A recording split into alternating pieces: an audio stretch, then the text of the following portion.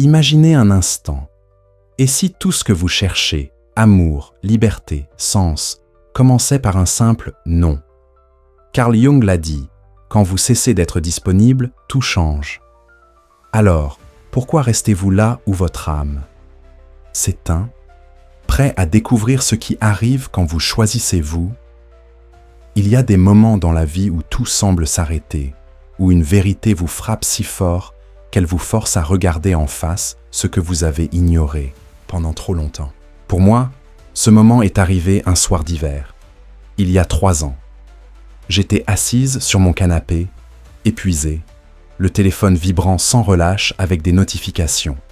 Un collègue qui voulait une réponse urgente, une amie qui avait besoin de parler, un groupe WhatsApp qui débattait d'un événement que je n'avais même pas envie d'organiser. J'ai senti une boule dans ma gorge, ce mélange de fatigue et de frustration que vous connaissez peut-être. J'avais dit oui à tout le monde, tout le temps, jusqu'à ce que je ne sache plus où moi j'étais dans tout ça. J'étais devenu une version diluée de moi-même, une tasse vide versant des gouttes imaginaires pour satisfaire les attentes des autres. Et puis, en cherchant du réconfort dans un vieux carnet, je suis tombé sur une citation de Carl Jung. « Quand vous cessez d'être disponible, tout change. » Ces mots ont été comme une clé. Ils m'ont fait comprendre que ma disponibilité compulsive n'était pas une force, mais une fuite. Et si, pour la première fois, je disais non? Et si je décidais que mon temps, mon énergie, ma présence étaient trop précieux pour être donnés sans intention? Cette question a tout changé pour moi, et je crois qu'elle peut tout changer pour vous aussi. Avez-vous déjà ressenti ce tiraillement intérieur, ce sentiment de donner plus que vous n'avez, de rester dans des conversations, des relations ou des rôles qui vous vident? Peut-être que, comme moi, vous avez grandi en croyant que l'amour se gagne en étant toujours là, que la valeur se mesure à combien vous pouvez sacrifier. J'ai appris très tôt à être la bonne fille, celle qui arrange, qui écoute, qui ne déçoit jamais. Mais à quel prix? Chaque oui donné à contre-cœur était un non à moi-même. Chaque heure passée à répondre aux attentes des autres était une heure volée à mes rêves, à ma paix, à ma vérité. Alors, je me suis demandé, que se passe-t-il quand on arrête de se présenter là où notre âme se rétrécit? Quand on décide que notre énergie n'est pas une ressource à exploiter, mais un feu sacré à protéger? La réponse, je l'ai découverte, est une transformation profonde. Vos relations deviennent plus authentiques. Votre créativité s'éveille. Votre vie commence à ressembler à celle que vous portez en vous, celle que vous avez peut-être oubliée sous le poids des obligations. Carl Jung, ce pionnier de la psychologie des profondeurs, ne lançait pas une phrase vague pour faire joli. Ces mots sont une invitation radicale à reprendre votre souveraineté. Cessez d'être disponible. Ce n'est pas devenir froid ou égoïste. C'est un acte de courage, un retour aux parties de vous-même que vous avez données sans réfléchir, dilué par le besoin de plaire ou la peur de décevoir. Jung parlait souvent de l'individuation, ce processus par lequel on devient son vrai soi. Non pas le masque qu'on porte pour la société, mais l'essence brute et unique qui vit en nous. Pour y arriver, il faut se retirer. Non pas du monde entier, mais des rôles, des attentes et des schémas qui nous emprisonnent. Il faut dire « Je ne suis plus disponible pour ce qui ne m'honore pas ». Ce choix, aussi simple qu'il paraisse, est un tremblement de terre. Il redessine les contours de votre identité, de vos relations, de votre place dans le monde. Mais cette idée n'est pas née avec Jung. Elle est aussi ancienne que l'humanité, tissée dans les mythes, les traditions spirituelles, les révolutions, silencieuses de ceux qui ont osé se choisir. Remontons le temps, à l'Égypte antique, il y a plus de 1500 ans. Dans le désert, des hommes et des femmes, connus comme les pères et mères du désert, quittaient les villes bruyantes pour vivre dans des grottes isolées. Ils n'étaient pas des fuyards. Ils étaient des chercheurs de vérité. Ils savaient que pour entendre la voix de l'âme, il fallait faire taire le chaos du monde. Leur solitude n'était pas un rejet, mais une offrande. En se retirant, ils devenaient disponibles à quelque chose de plus grand, une sagesse intérieure, une connexion au divin, une clarté qui ne peut naître que dans le silence. Une de leurs maximes disait « Assieds-toi dans ta cellule, et ta cellule t'apprendra Tout, ce n'était pas juste une invitation à la solitude, mais une reconnaissance que la véritable présence commence quand on cesse d'être partout. En Inde, cette même vérité résonne dans le concept de sannyasa, une phase de la vie où l'on renonce aux obligations matérielles pour se consacrer à l'éternel. Imaginez un homme ou une femme, après des décennies à élever une famille, à bâtir une carrière, qui décide de tout laisser derrière pour marcher avec un simple bâton.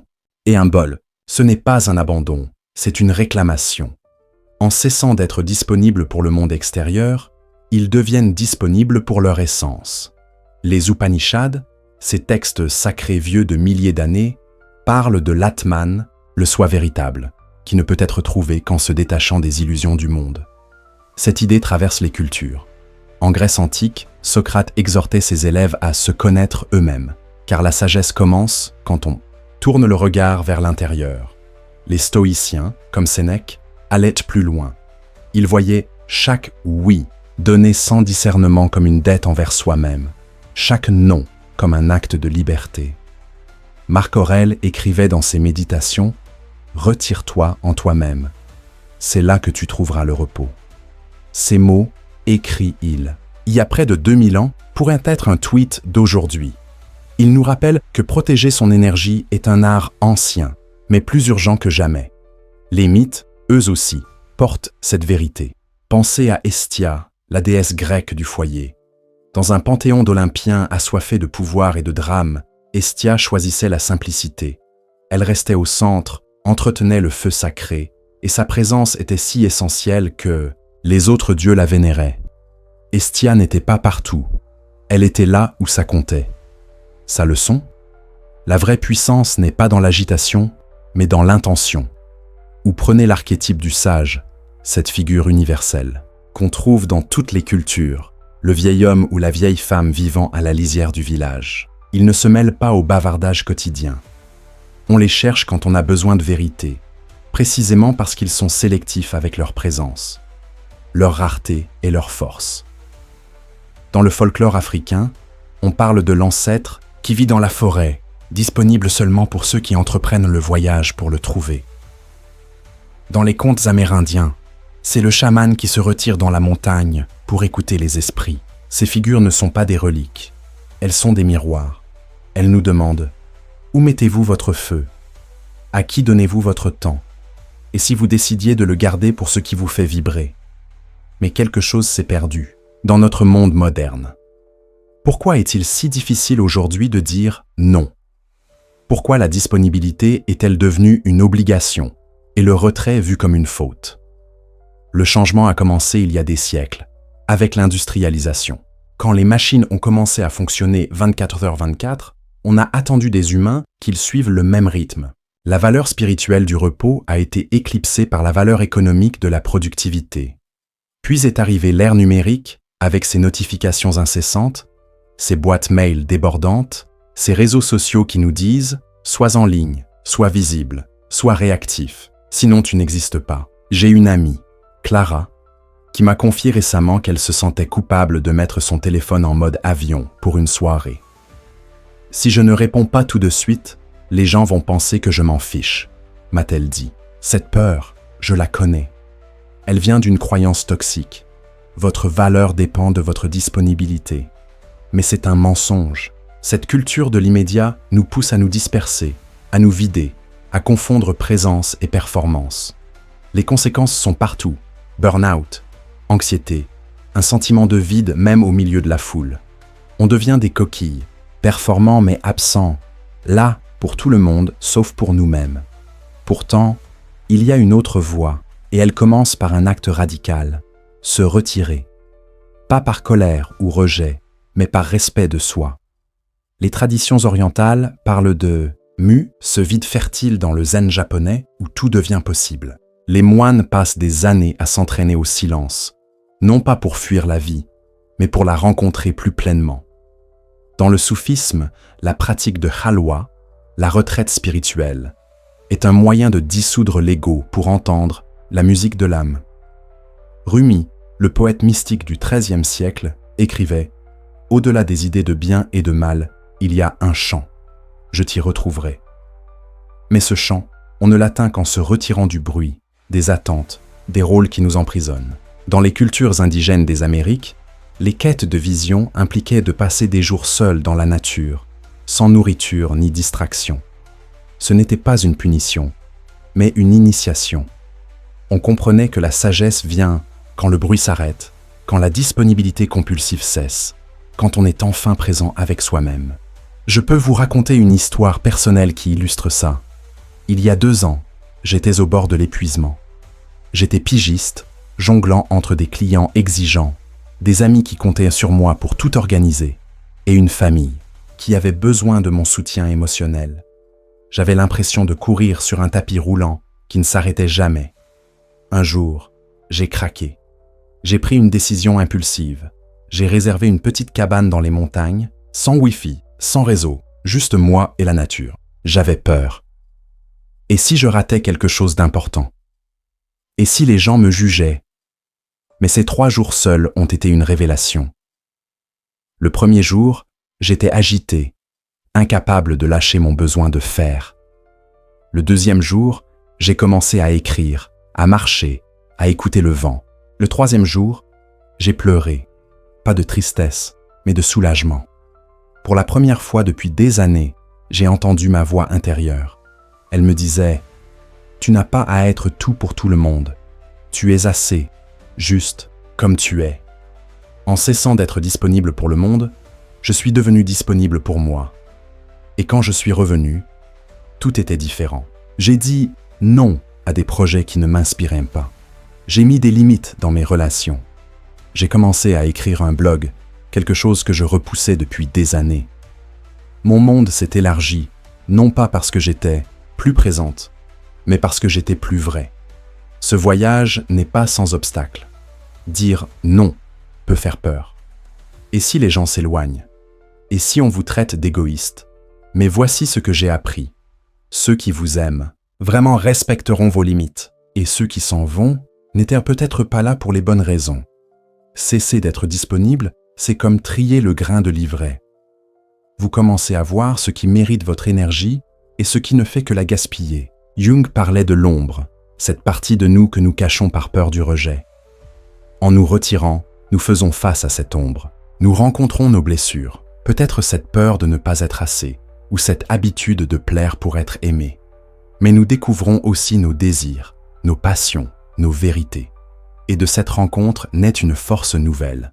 La capacité à vivre pour soi, non pour performer. Prenons un exemple concret. Pensez à une collègue. Appelons-la Sarah.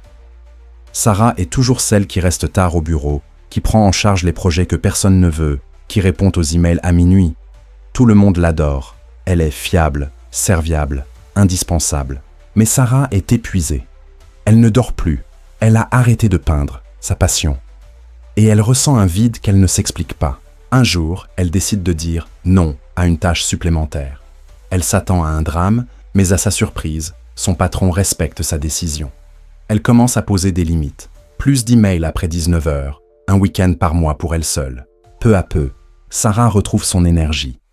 Elle recommence à peindre. Elle se sent vivante. En cessant d'être disponible pour tout, elle devient disponible pour ce qui compte vraiment. L'histoire de Sarah, c'est peut-être la vôtre, ou celle de quelqu'un que vous connaissez. Elle montre que le changement commence par un petit pas, un non qui ouvre la porte à 1000 oui alignés. Mais comment faire dans un monde qui glorifie l'hyperconnectivité? Commençons par regarder ce que disponible signifie aujourd'hui. C'est répondre à un message en 10 secondes, rendre ses émotions digestes pour les autres, résoudre des problèmes qui ne nous appartiennent pas. C'est dire « je vais bien » alors qu'on s'effondre. Cette disponibilité-là est une prison. Elle nous vole notre temps, notre clarté, notre joie. Les traditions anciennes nous offrent une autre vision. Dans le taoïsme, le concept de Wu Wei, l'action sans effort, enseigne qu'on accomplit plus en faisant moins, en suivant le courant naturel de la vie. Les moines bouddhistes pratiquent la pleine conscience, non pas pour être partout, mais pour être pleinement là où ils sont. Dans le christianisme, Jésus lui-même se retirait souvent pour prier seul, loin des foules. Ces pratiques ne sont pas des reliques, elles sont des phares. Elles nous rappellent que la présence véritable est sélective, intentionnelle, sacrée. Alors, comment commencer? Voici quelques idées, tirées de mon propre chemin et des leçons des autres. D'abord, faites une pause. Prenez 5 minutes aujourd'hui pour vous demander « Où est-ce que je donne mon énergie sans le vouloir ?» Peut-être que c'est une conversation qui vous épuise, un engagement qui vous pèse, une habitude qui ne vous sert plus. Ensuite, essayez un petit « non ». Refusez une invitation qui ne vous excite pas. Mettez votre téléphone en mode avion pour 1 heure. Dites « je vais y réfléchir » au lieu de « oui » par réflexe. Ces actes sont des graines. Avec le temps, elles deviendront des arbres. Vous commencerez à remarquer des changements. Plus de clarté, plus d'énergie, des relations plus profondes. Vous réaliserez que votre présence est un cadeau, pas une obligation. Et quand vous choisissez où la donner, elle devient une force qui transforme tout. Je veux vous raconter une dernière histoire, celle d'un ami, Malik. Malik était le genre de personne que tout le monde appelait en cas de crise. Il était thérapeute, mais aussi le confident de ses amis, le médiateur dans sa famille, le bénévole dans sa communauté. Il se sentait fier de tout ça, mais il était au bord de l'effondrement. Un jour, il a lu un poème de Mary Oliver. « Dis-moi, que comptes-tu faire de ta seule et précieuse vie ?» Ces mots l'ont secoué. Il a réalisé qu'en étant disponible pour tout le monde, il n'avait plus de temps pour ses propres rêves. Il a commencé à dire non. Plus de séances gratuites pour des connaissances, plus de week-ends sacrifiés pour des urgences qui n'étaient pas les siennes. Il a pris 1 mois pour voyager seul, quelque chose qu'il n'avait jamais osé faire. À son retour, il a lancé un podcast sur la santé mentale, un projet qu'il repoussait depuis des années. Aujourd'hui, Malik dit qu'il est plus connecté aux autres, non pas parce qu'il donne plus, mais parce qu'il donne mieux. Son histoire est une preuve. En vous choisissant, vous ne perdez pas les autres. Vous les rencontrez d'une manière plus vraie. Alors, je vous pose la question. Qui seriez-vous si vous cessiez d'être disponible pour tout ce qui vous éloigne de vous-même?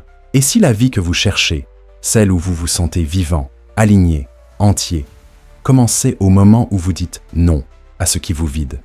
Carl Jung avait raison. Tout change quand vous faites ce choix. Mais ce n'est pas juste une idée, c'est une pratique. Aujourd'hui, prenez un moment pour écouter votre cœur. Écrivez une chose que vous voulez arrêter de donner sans réfléchir. Dites un non qui vous libère. Protégez votre feu. Et regardez ce qui devient possible quand vous devenez disponible pour la personne qui compte le plus. Vous. Votre vie est trop précieuse pour être vécue à moitié. Commencez maintenant. Le monde attend la version de vous qui ose se choisir.